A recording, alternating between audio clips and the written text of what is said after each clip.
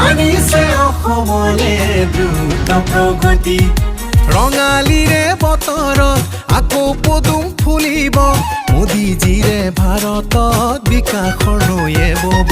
ধুনৰে ঐচপৰত উন্নয়নৰ জয়গান শান্তিৰে অসমত প্ৰগতিৰে বিহুনাম অমৃতকালৰ বাবে আজি দেশ গতিময় বিকশিত অসমখনি হ'ল মোদীময় সুখৰে হাঁহি আজি চৌপাশে বয় বহাগত পদুম আছে নৈ ফুলি দেখে বিচাৰিছে আকৌ এবাৰ মোদী